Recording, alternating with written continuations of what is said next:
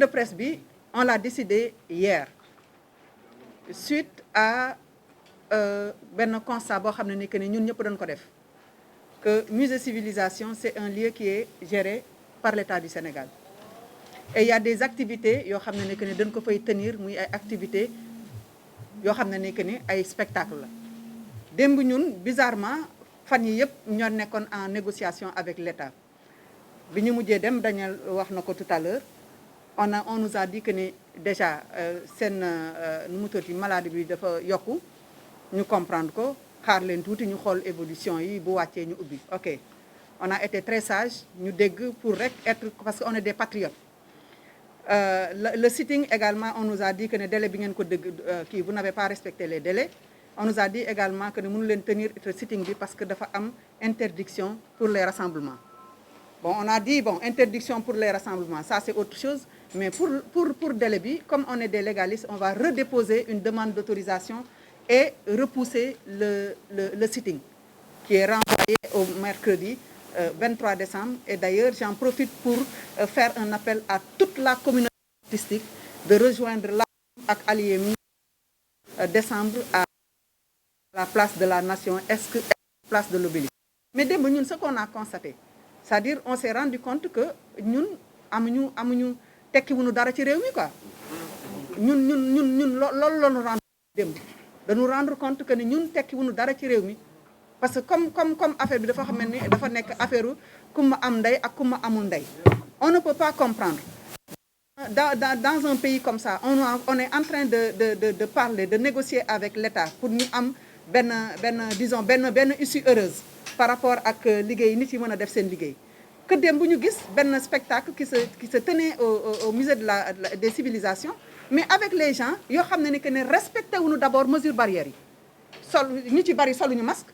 ñu ci bari respecté wuñu distanciation physique bi et il y avait un orchestre qui jouait comme sama grand nu mu ko waxee c'est-à-dire mënuma comprendre que orchestre nekk fa di jouer nit yi nekk fi respecté wuñu distance yi di lekk di naan di ko ba pare en plus di ko publier sur Facebook et que nous on nous dit yéen dem leen ngeen toog seen kër mais il a raison quand il dit que ne xanaa virus bi bu bëccëg jotee ba minuit dafay sieste bu nu ubbee boîte yi rek wala bu nu ubbee fi lieu de diffusion yi mu ñëw mais effectivement man bi ma fi nekkee ba léegi ba fi corona bi muy exister man mosuma fi dégg ne kenn dafa am benn musicien dafa am wala benn acteur culturel dafa am kii te mosuma dégg fenn nekk ne même les lieux de diffusion moment yi nga xam ne nekk ne moom la ñu autorisé woon pour ñu ubbi restaurant yi bar yi ak hôtel yi on n'a pas eu vent de nit dafa jëlee corona ci lieu de diffusion yooyu donc aujourd'hui au niveau de la CAM ñun le mot d'ordre mooy lan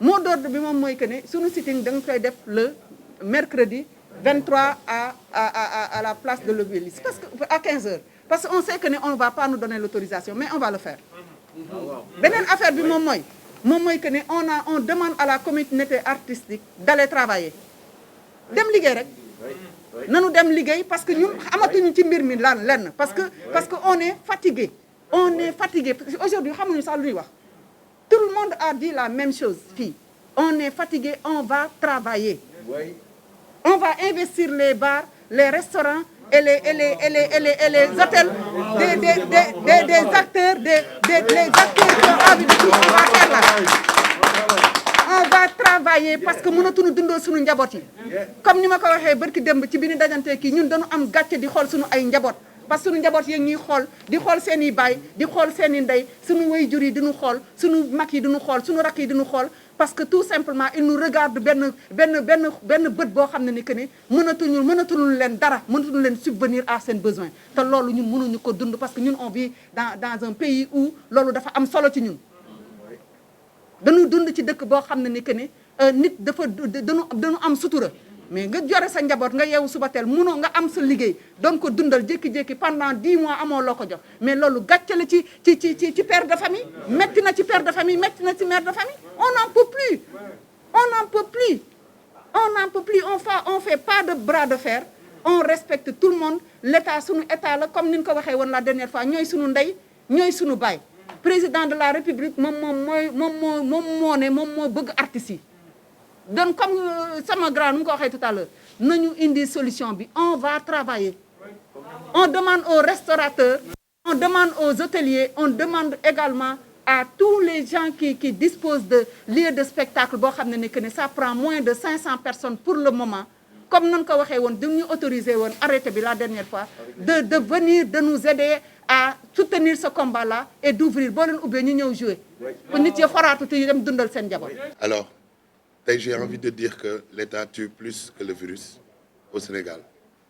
Si on compte le nombre d'artistes avec leurs familles, qui sont des dizaines de milliers de personnes, et aujourd'hui on a 700 cas sous traitement, et ces dizaines de milliers d'artistes n'ont plus de quoi nourrir leur famille. Ça fait des mois, je rappelle, que la population artistique ne bosse plus, donc ne vit plus. Et rappelons-nous, moi, par les premiers temps, il n'y a que les artistes qui sont allés au front, à part les médecins, pour sensibiliser de leur propre poche, pour arrêter leurs activités. Pourquoi? Pour sauver le peuple. Aujourd'hui, on nous dit sauver, protecteur des arts, le président. J'ai envie de lui dire, Monsieur le Président, vous êtes en train de tuer la population artistique et le peuple. Monsieur le Président, avant-hier, vos ministres nous disaient, oui, Kayang Djok, donc il faut que nous concilions, nous mouillons tout. Et nous, on a été très sages, leur croyant sur parole, et on a dit, oui, ils ont raison. À notre grande surprise, ils organisent eux-mêmes une soirée, fan musée, avec la présence des ministres. Ces ministres qui nous disaient que non, pas de soirée parce qu'il y a du monde, les mesures barrières. Si nous étions au premier plan, au premier rang, autant pour moi, pour défendre, c'est parce que nous connaissons les barrières. Donc nous pouvons organiser tout en respectant ces barrières-là. D'autant plus, à l'université, amphithéâtre, plus de 2000 étudiants devant un professeur. À Sorano, il fait juste 1200 places. Et encore, on peut aller jusqu'à 500 places pour respecter les mesures de barrière. Non, le virus va se propager là-bas, pas à l'amphithéâtre. Le virus va se propager au théâtre et dans les soirées, mais pas dans les bus. Le virus va se propager dans les spectacles et dans les festivals, au Grand Théâtre comme dans les centres culturels. Non, mais pas dans les manifestations religieuses. Je suis mourite, mais Magal Touba Fiwon. Gamou. Là, tout le monde, comme un mensonge national, le virus est sorti du pays. Aujourd'hui, il est revenu. Pourquoi? Et dans les soirées, peut-être le virus dina gën a propager, peut-être ce que tama mooy dundal virus. Non, parce que mënuñu xam lu tax ñu ne on ne joue pas. Aujourd'hui, les artistes ne jouent pas, les comédiens ne jouent pas, les artistes plasticiens defatuñu seen exposition. Pourquoi? Parce que oui, ça se propage. Je suis désolé.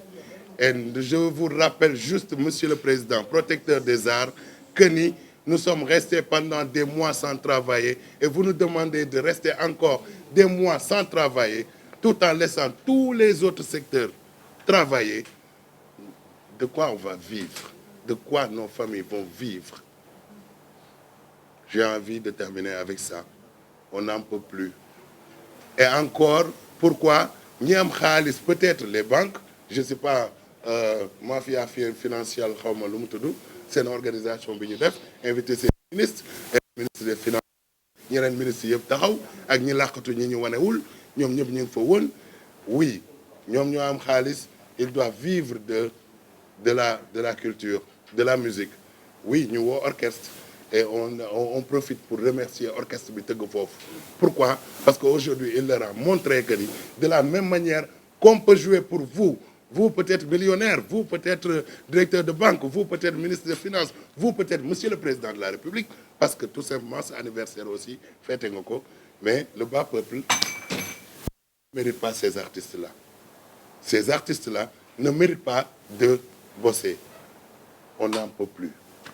Et voilà, au nom de tous les comédiens, de tous les acteurs de cinéma, au nom de tous les artistes, nous rejoignons CAM pour ce combat-là, parce que c'est un boulot très noble. Aujourd'hui, vous mettez, nous sommes les premiers au front. Merci beaucoup.